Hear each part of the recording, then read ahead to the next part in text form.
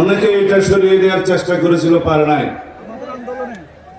কিন্তু যেটা বহাল নাই, রাষ্ট্র পরিচালনার মূলনীতি হিসাবে আমরা যেটা সংযোজন করেছিলাম, শহীদ রাষ্ট্রপতি জিয়াউর রহমান মহান আল্লাহর উপর আস্থা এবং বিশ্বাস সংবিধানের প্রস্তাবনায় ছিল এবং রাষ্ট্র পরিচালনার মূলনীতিতে ছিল। অনুচ্ছেদ 8-এর মধ্যে সেটা তুলে দেওয়া হয়েছে, আপনারা জানেন।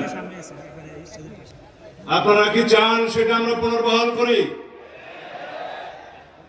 আওয়াজ তো কম। আপনারা চান সেটা পুনর্বহাল হোক? ইনশাআল্লাহ সেটা আমরা পুনর্বহাল করব। আমাদের এখানে বিদেশি মেহমানরা যারা বলেছেন আল্লামা ইকবালের শের বলে গিয়েছেন। আমি তো আমাম, আপনারা শুনেছেন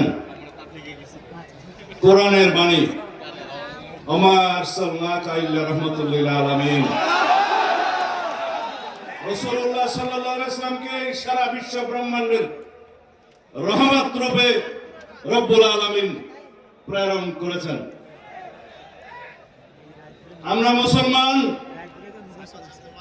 আমরা লা ইলাহা ইল্লাল্লাহ মুহাম্মাদুর রাসূলুল্লাহকে বিশ্বাস করি।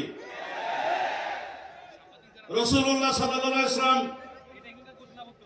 বলে গিয়েছেন, আমি আখেরি নবী, আমার পরে কোন রাসূল আসবে না, কোন নবী আসবে না। যদি কেউ এর পরে কেউ দাবি করে থাকেন, নিজেকে নবী ঘোষণা করে থাকেন, তাহলে তিনি রাসূলুল্লাহ সাল্লাল্লাহু আলাইহি ওয়াসাল্লামের এই বাণীর মধ্যে নাই। আল্লামা ইকবাল বলছেন, কি মোহাম্মদ শরীফা হাম তেরা হে। আল্লাহ রাব্বুল আলামিন বলছে, আমি তোমার।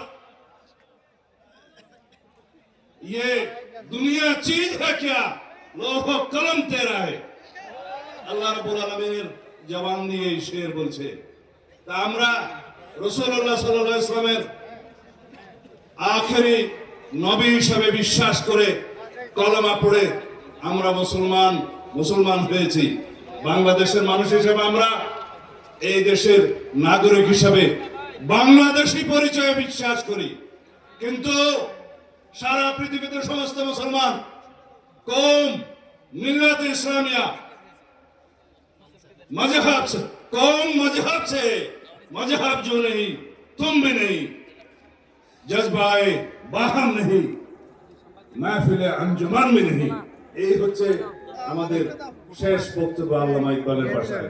বলছে, যদি মিল্লাত ইসলামে আমরা একটা থাকি, সারা পৃথিবীতে আমাদের শক্তি।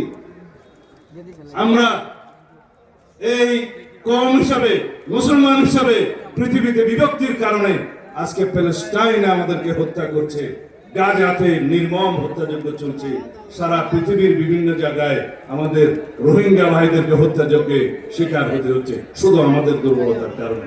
যাই হোক, আপনারা যেটা শুনতে চাচ্ছেন সেটা বলুন।